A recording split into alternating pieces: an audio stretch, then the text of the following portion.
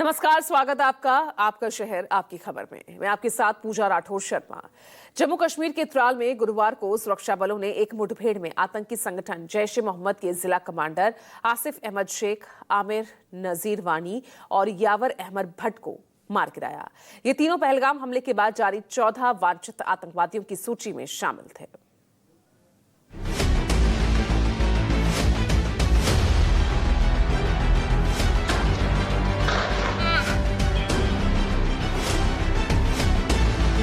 जम्मू कश्मीर के पहलगाम में आतंकी हमले के बाद भारत ने ऑपरेशन सिंदूर से पाकिस्तान में आतंक की कमर तोड़ कर रख दी है। इस बीच जम्मू कश्मीर में सुरक्षा बल लगातार आतंकियों को ढेर कर रहे हैं। सेना ने आतंकियों की हिट लिस्ट जारी की थी, जिनमें से 6 को ढेर किया जा चुका है। लश्कर के आतंकियों के बाद त्राल में जैश ए मोहम्मद के आतंकियों को मार गिराया गया। जम्मू कश्मीर में पिछले 3 दिनों में से दूसरा एनकाउंटर है। इससे पहले शोपिया जिले के केलर में 13 मई को सुरक्षा बलों के साथ एनकाउंटर में लश्कर ए तैयबा के 3 आतंकवादी मारे गए थे। दक्षिणी कश्मीर के नादिर त्राल इलाके में मुठभेड़ के दौरान 3 आतंकी मारे गए हैं और यहाँ आप देख सकते हैं फोर्सेस की तैनाती पूरे इलाके में देखी जा रही है और एक के बाद एक कामयाब ऑपरेशंस यहाँ पर फोर्सेस की तरफ से देखे जा रहे हैं।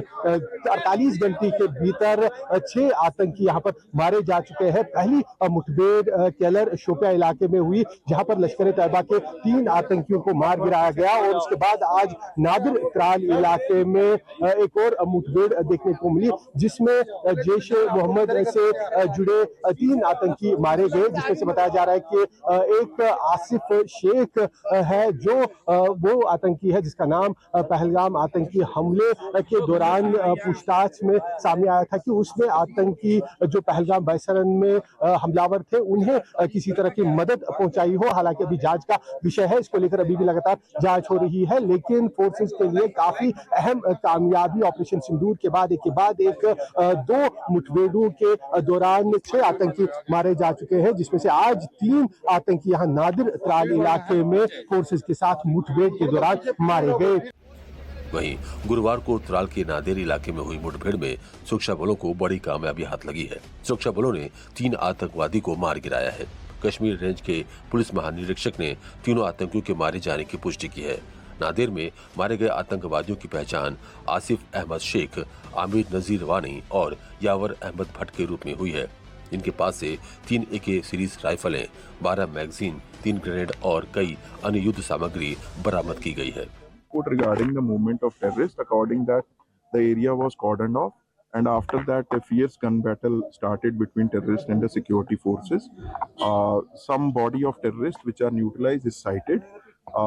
Their identity and affiliation is still to be ascertained because we are in the mode of sanitizing the area and further concluding that operation. It will take us some time to conclude that, and so that only thereafter we could divulge the identities and their affiliation. Sir, operation Sindoor के बाद आप क्या मानते हैं, एक के बाद एक लगातार 2 कामयाब ऑपरेशन हो गए, तो कितनी कामयाबी है फोर्सेस की? Only I can tell you this is the resolve of security forces here to decimate the entire terror eco network here, and we are quite resolved for that.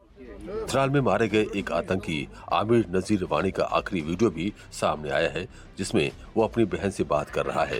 वो कह रहा है कि मैं सेना का इंतजार कर रहा हूँ, उन्हें मेरे करीब आने दो।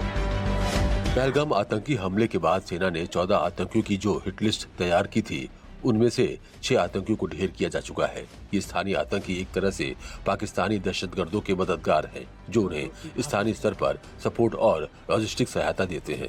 साथ ही आतंकियों को पनाह और संसाधन भी मुहैया कराते हैं। आपको बता दें, सुरक्षा एजेंसियों ने साफ कर दिया है कि कोई भी आतंकी बच नहीं पाएगा। या तो आतंकियों को ढेर किया जाएगा या फिर उनके ठिकानों को निस्तेनाबूद कर दिया जाएगा। एक के बाद एक इन 14 लोकल आतंकियों पर कार्रवाई का चक्र तेजी से घूम रहा है। Bureau report, news 24।